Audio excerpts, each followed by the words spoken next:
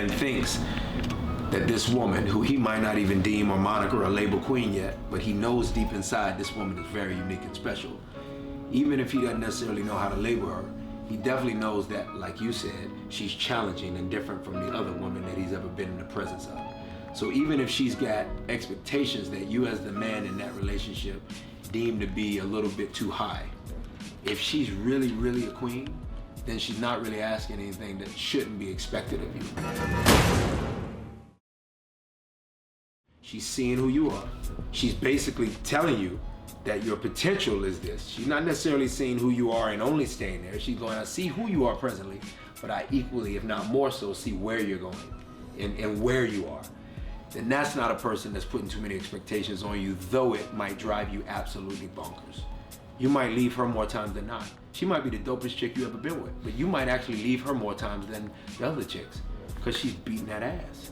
She's not necessarily expecting too much. It's just perhaps too much for where you are at that moment in your life, and she's saying, well, figure out how to get there. Even if it's delegating to men that are good men, that come into your friend zone, that could aid you in getting where I see you. Whatever you need to do, honey, figure that out.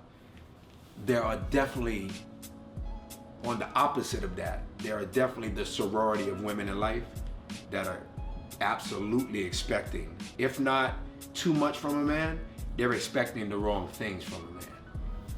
The jingle of his keys matters to them way too much, and what kind of vehicle that key's connected to. His dollar bill and how much he can put in the bank way much matters to them when it shouldn't. His dream should matter. How he can acquire the dream and the money of compensation and how you can aid that in being balanced and maintained will show itself or not show itself, but you definitely ain't gonna aid it and not be around for the ride. If he learns that you're into the wrong things, he's gonna kick you out real quick. So I would say that, you know, the chicken head women out there that need to grow, that we all gotta help out, they would be the ones that expect not necessarily too much, but definitely the wrong things. I didn't change it, but celebrity has definitely changed something about my personality. I don't know how many of us out there, that could be like an AA meeting as well, but there's a couple of us that could say, hey, I'm so-and-so and I am someone not in the celebrity. You know, and so celebrity obviously is connected to fame, which is connected to being famous.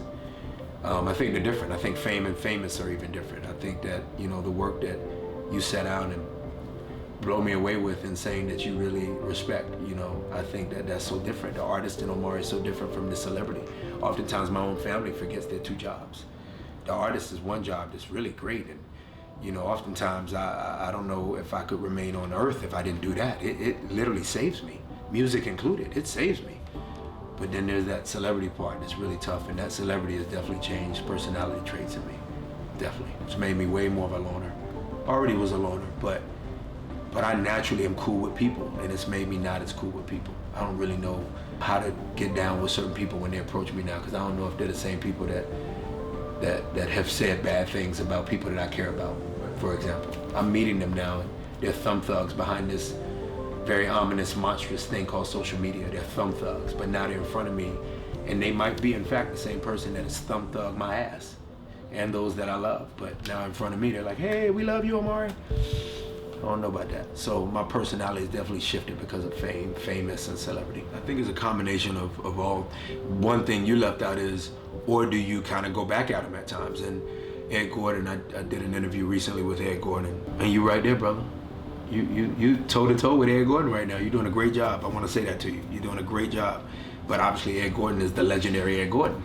And he asked me something really interesting, and he said, you know, Omari, I think that, and maybe it wasn't a question, maybe it was a statement, perhaps I'm wrong, but he said, I think that you've done a great job of maintaining your class while checking people. But he goes, as the young people would call it, having enough snapback. And in my mind, I'm like, so when you ask me that question, Mosen, you know, I'm not a person that, I am naturally a teacher. Perhaps I'm naturally an activist, but I am a non-judgmental artist.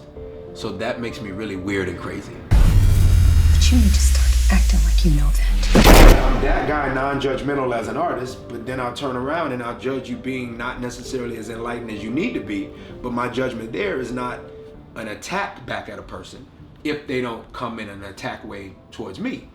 Then if I see you as someone who is not enlightened and being mean to me, then that's where the snapback happens. So I'm slow to judge someone who's not enlightened when they're not being aggressors towards me. I'm like, God bless them. If I get an opportunity to school them or aid them in their wisdom gain, then I'll aid them in that. Zero judgment. I'll always end with God bless you. This person is attacking me in a particular way as an artist. I'm not going to judge that. I get it. You don't want to come watch me do that type of character. But this person on the far left is completely attacking me in a mean way. Cool. Cool is often thought of as just that, but cool is way more than that. Cool is probably the coolest word in the dictionary. Because cool is figuring out how to remain composed between birth and death. That is a different kind of word. Cool is literally remaining composed in all facets between life and death. And so when you ask every question you ask, you go, well, how can young black people remain cool? Learn history.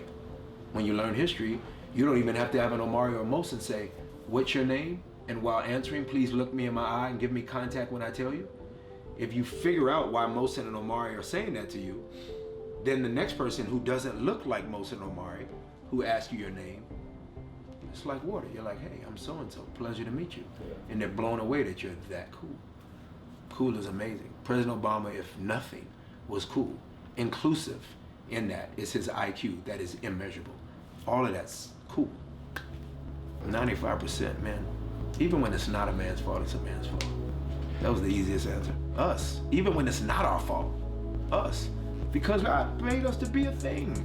We gotta figure it out. We're leaders.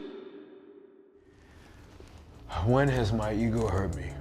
I would say in relationships, namely romantic relationships. I definitely have, not benefited at times from having an ego, not too big, but definitely an ego present in romantic relationships. It's definitely helped in my journey as an artist. You know, it's such an interesting thing. You know, there's either id or ego. Id is spirit connected, and the only other faction in life that we can kind of exist between is that of ego.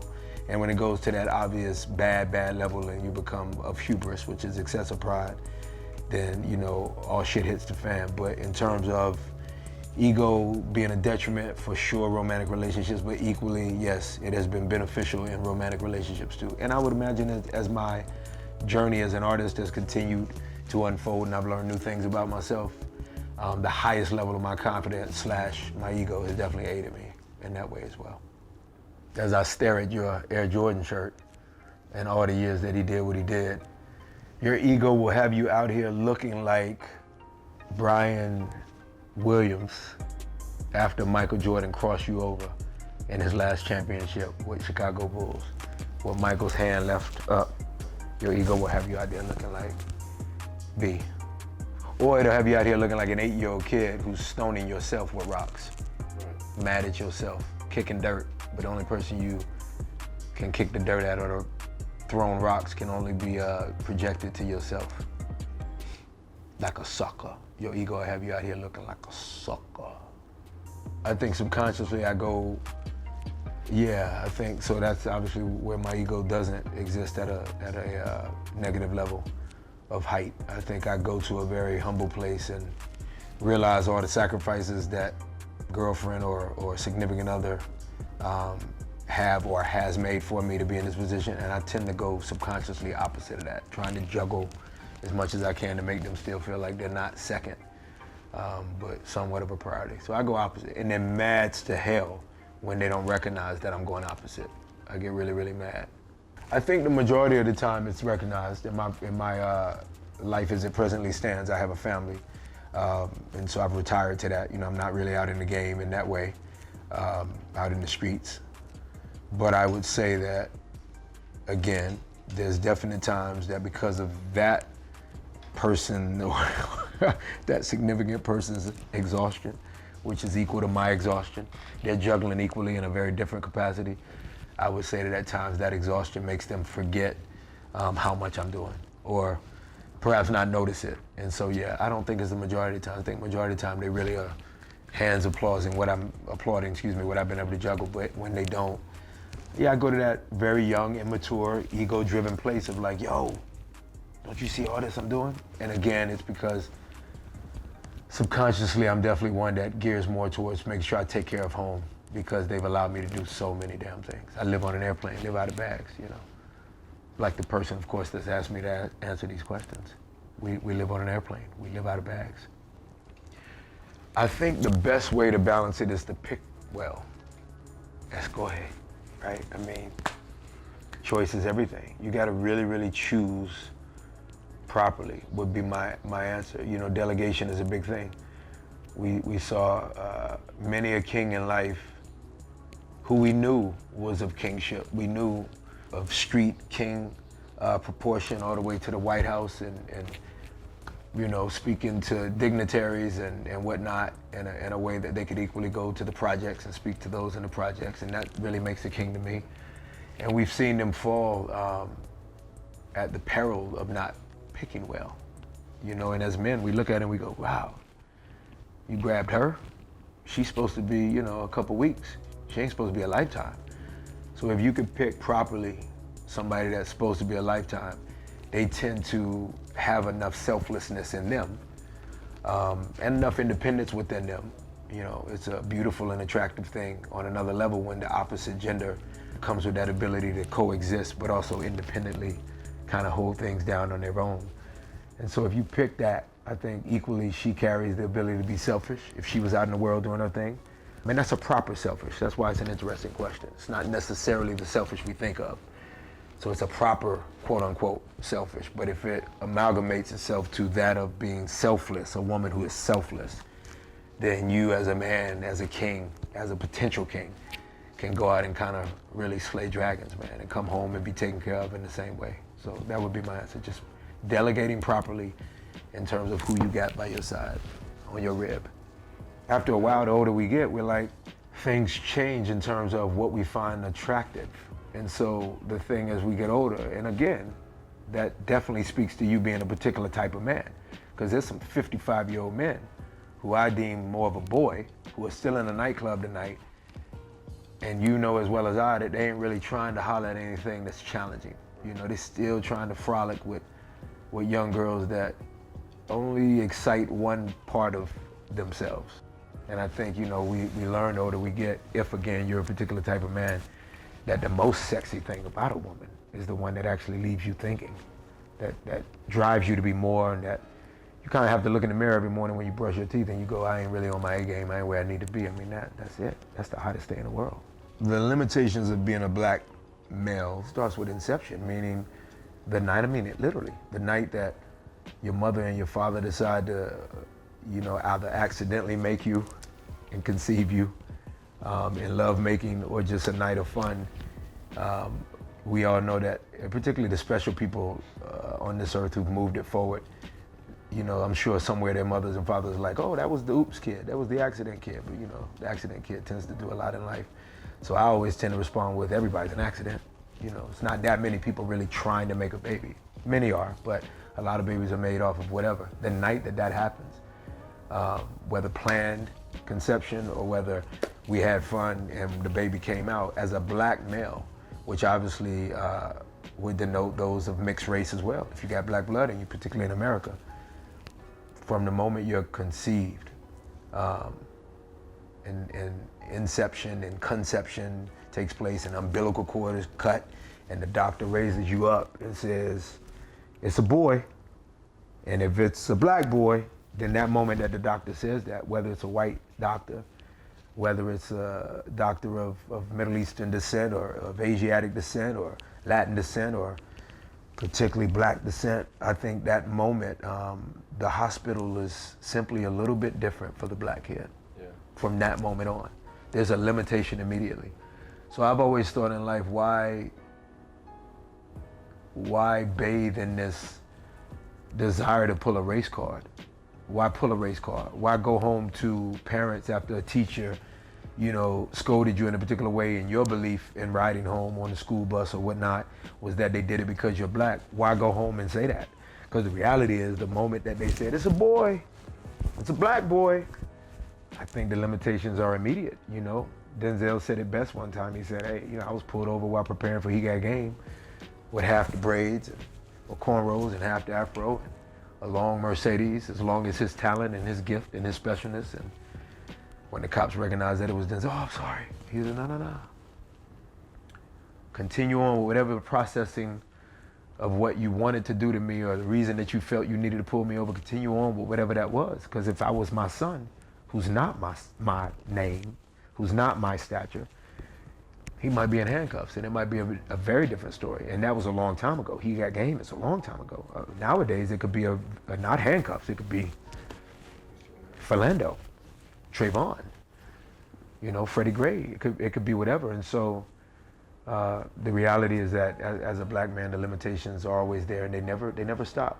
They never stop. Whether you've done right or wrong, whether we learn that Bill Cosby didn't do what is being accused of having been done by him, or whether he actually did it. Honestly, Mohsen, for me, I never really, that's an interesting person to use in that question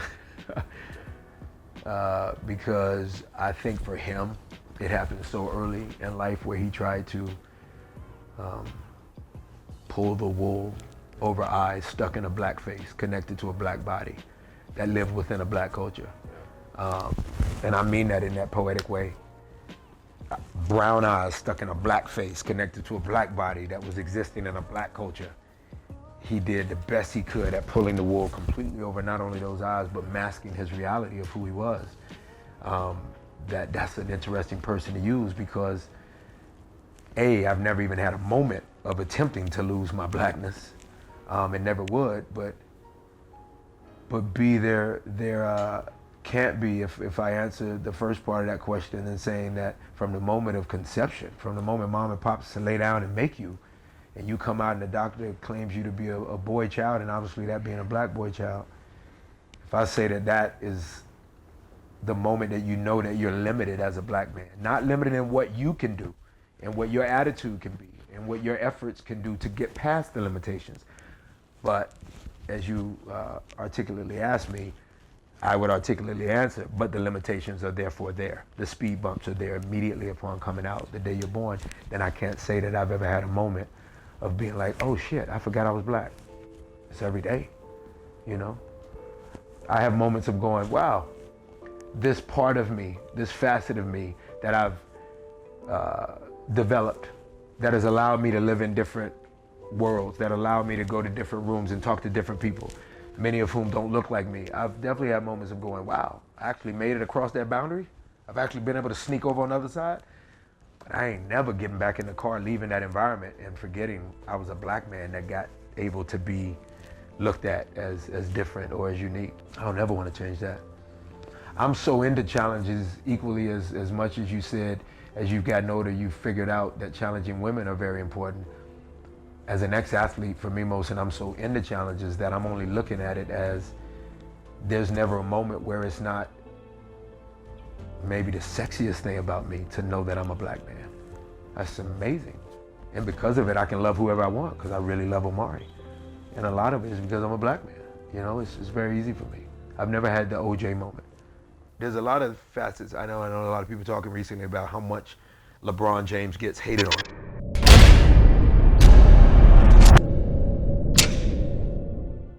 And from 16 years old on, he's pretty much done everything right. I have an idea of why that is. That's a separate thought of why people kind of go at him. I have an idea of that, particularly being a Capricorn like him. But I would say to this day, one thing that I will always honor in him, among many things that obviously I honor in him, because I don't really understand that level of hate, for one of the best that have ever been in any capacity, whether it be dribbling basketball or not, for his generation. It's very confusing to me as to that level of hate. But I think the thing that I honor most in him, is his knowledge of the game of what she's involved in. His history, or command thereof.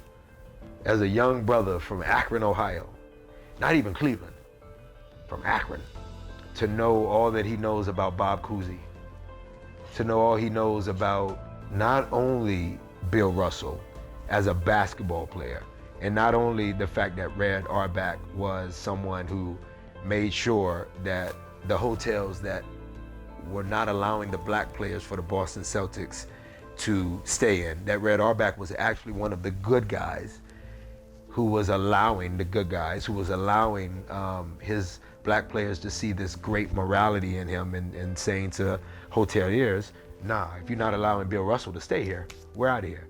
But equally, LeBron would know that when Red Auerbach took time off as a coach, that Bill Russell actually won one of his rings, of 11 rings that Bill Russell won. We don't even have enough fingers for Bill Russell's rings. That one of those 11 was as a coach while playing. That's history. Whether you like basketball or not, whether you are a male in gender or a female in gender, one of the things that stands out to me, and I'll use it analogous to the answer of this question, is that LeBron James, yet again, is someone who is steeped and foundationally is really rich in knowing that which he's involved in. I don't know, therefore, thusly, henceforth, a young black, male or female, I should say, could be foundationally black, steeped in a black ancestry that did exist, whether you want to acknowledge that it existed or not, in negative, in positive, in death, in glory, in pain, in joy, and resulting in the first African-American, biracial, but African-American president that we've ever had, and the gamut in between of being black and the story of being black. If you don't know our history, I don't really know how you can be foundationally, where's the bottom? And I see so many, I call them soybean babies, because as soybean intake increased in our diet, literally, and I know that it pumps a lot of estrogen in you, soybeans. It's not that estrogen would ever be something that parallels people being soft or having no bottom, having no gravitas to who they are. But I say, which is why I sort of nickname it soybean babies, but I would say that the soybean baby of that generation that I moniker soybean baby is that they're not sitting on history. That is sort of just wavery. It's just like, oh, we're eating soybeans now, let's do that. Yeah, eat soybeans. Yeah, partake in sushi. Yeah, we didn't as kids. So change with the times. Los tiempos cambian. The times have to change. But in reality, certain things have to stay the same.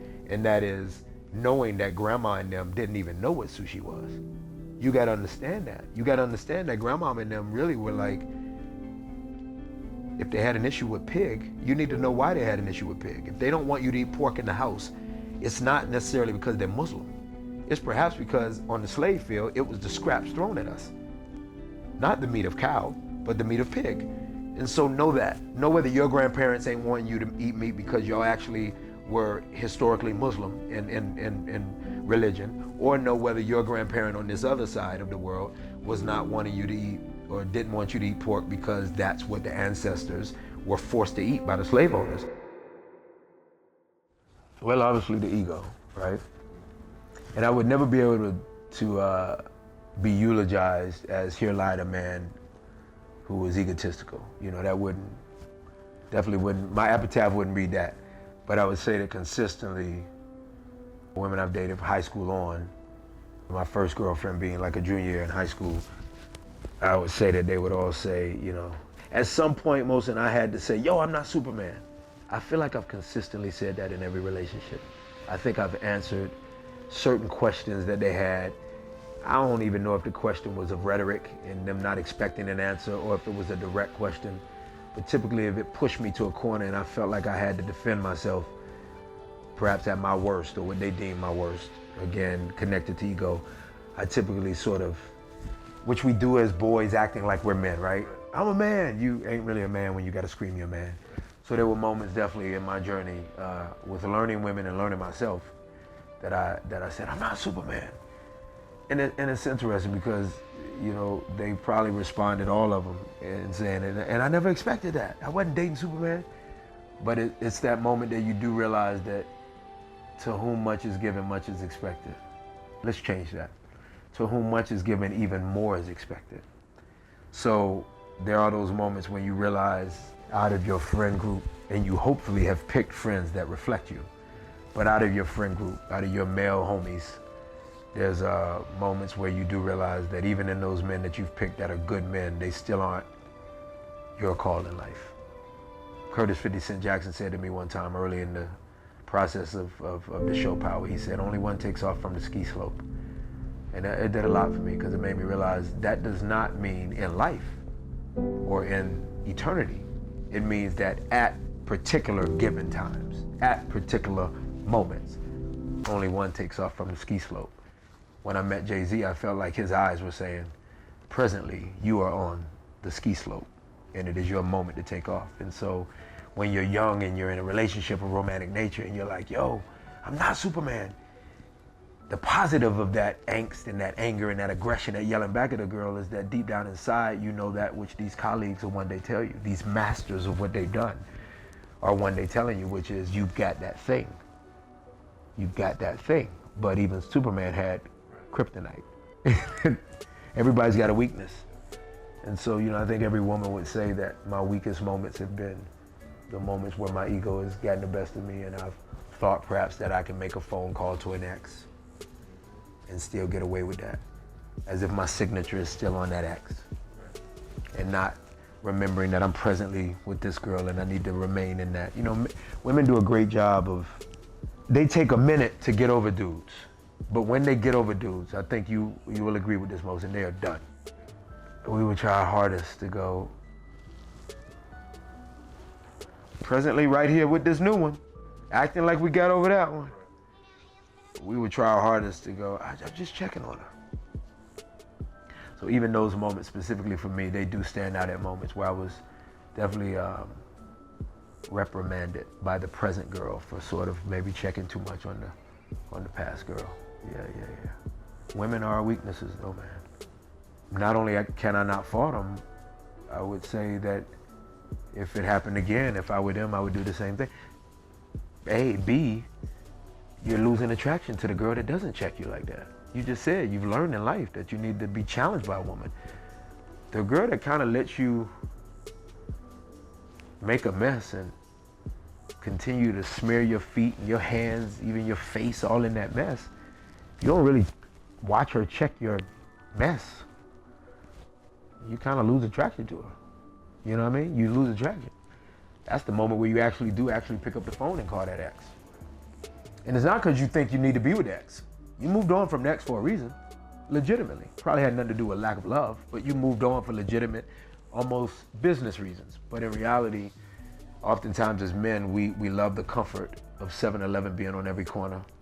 Whether you got money in Bank of America or not, we do know that Bank of America is on every corner. Starbucks compete with each other within 1 5-mile radius. There's a million Starbucks. So the reality is sometimes that X is familiarity. Men are loyal, like dogs, the positive of dogs and the negative of dogs. Men are loyal, and so there's often opportunities for us to show loyalty to two women. And a woman present with you will go, this ain't loyal. You're looking behind you. We'll go, I am loyal. I'm here with you, but I'm just checking on her. And that's completely an ego, maniacal, narcissistic, bad moment that often many a man has found himself in. And I'm definitely guilty of it. Consistently been stated by girls that have loved me. I'm a man. If that's indelibly a moment, indelible moment, where you go, that's indelibly a moment where this person proved to not be a man by beating their chest and actually exclaiming that they were a man. There's not a moment where somebody of intelligentsia ever needs to scream to the world that they're intelligent and smart. Someone of, the word is overwrought and overused, swaggered, right? But our grandfathers used it. It just made a comeback. There's not a moment where somebody really with swagger, for lack of a better word, really with that thing, whatever that is, that they need to say that they have that. You know what I mean? You either have it or you don't. So ironically, equally, the moment that you have to exercise masculinity is perhaps a problem. I would say that there are moments to be a leader of your household. You should always be the leader of your household. There's no man on this earth who can complain about a woman and their kids, if they have them, not following his lead, if he's in fact not leading. How can you complain about her not following your lead when you ain't a leader? You got no relationship with God? No God? I'm not about to, sit here and talk religion, but I will say if you don't believe in a higher power, there's an issue. And so I don't really know how to exercise masculinity other than being that which I am. And ironically, every single question that you've asked, which are incredible questions, this question embodies all of those prior in terms of masculinity.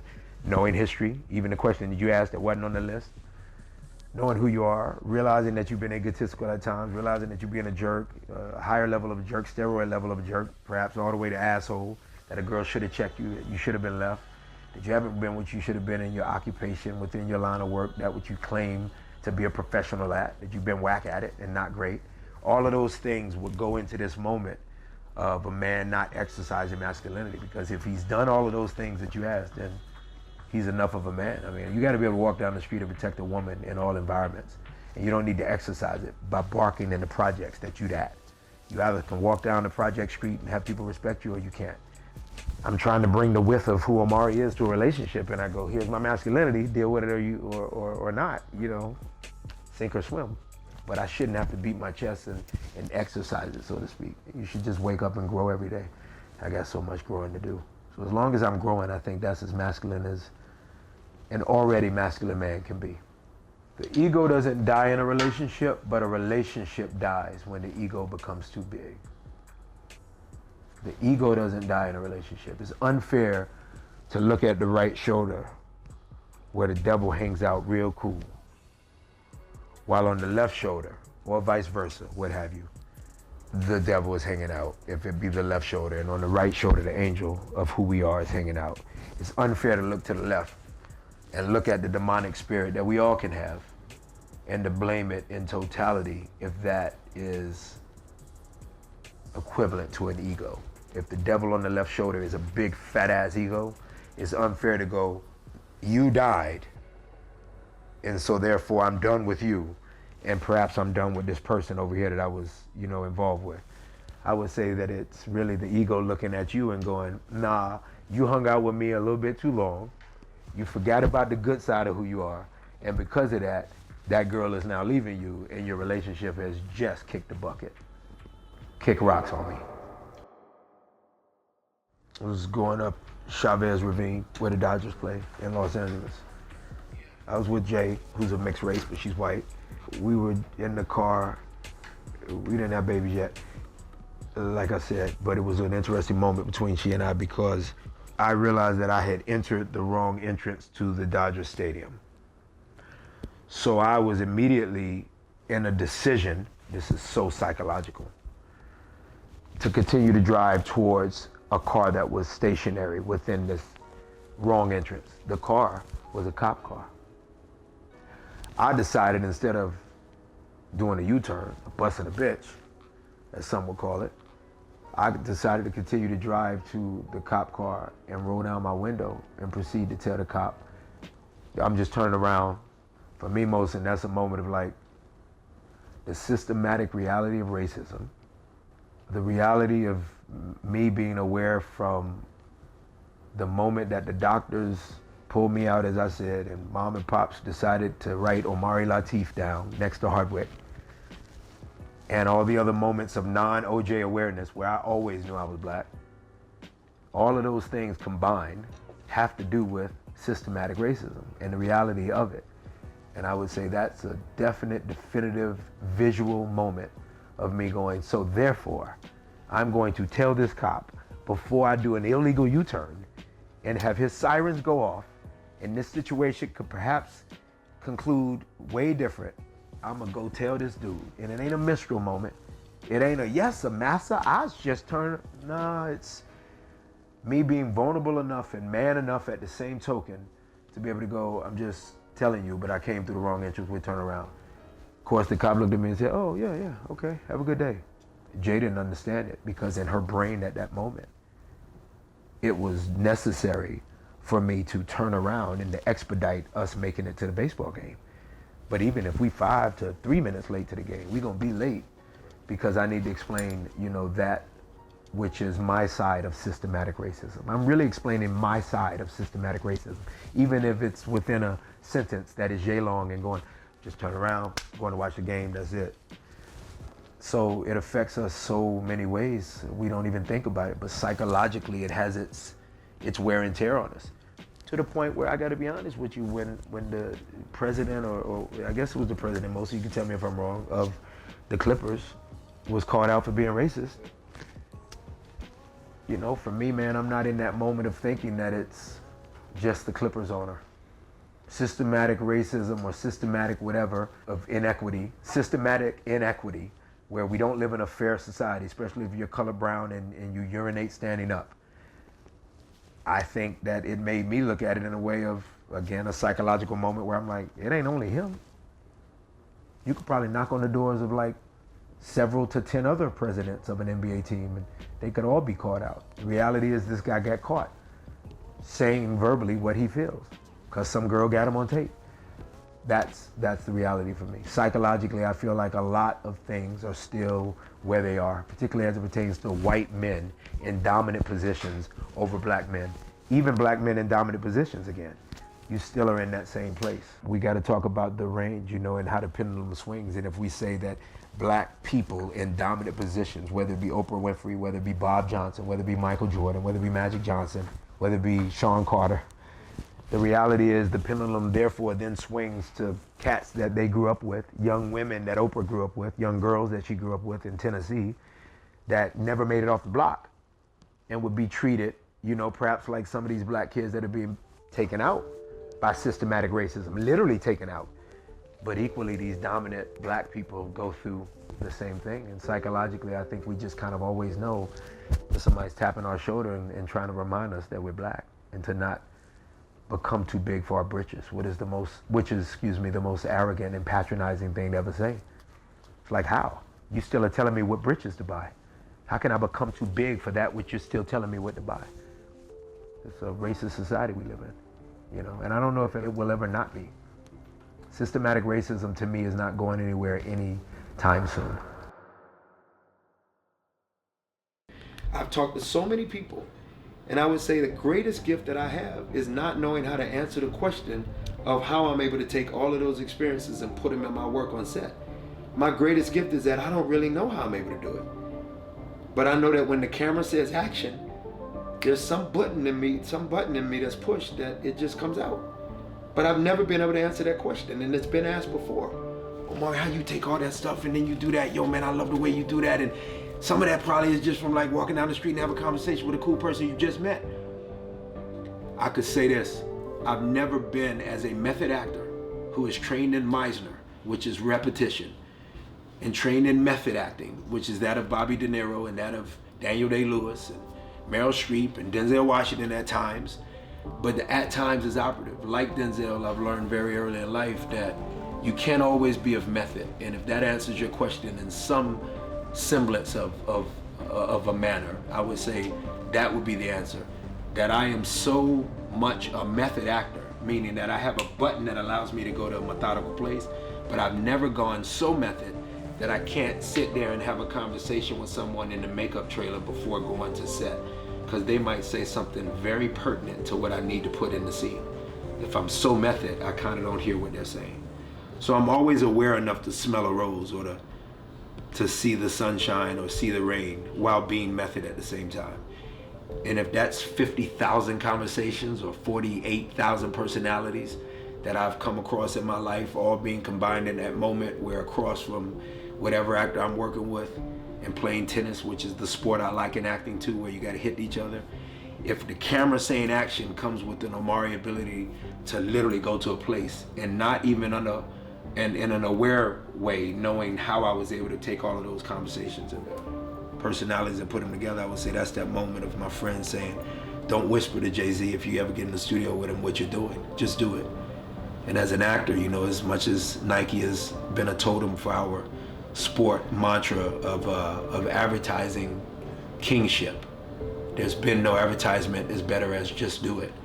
As an actor, I've definitely figured out how to be of a Nike ability, you know. I just kind of do it. I don't know how to answer that, but I would say that it's interesting that the moment I met Jay-Z, it came in a Pasadena Rose Bowl backstage with he and Beyonce doing a concert, and him turning around and looking at me and going, you got the light.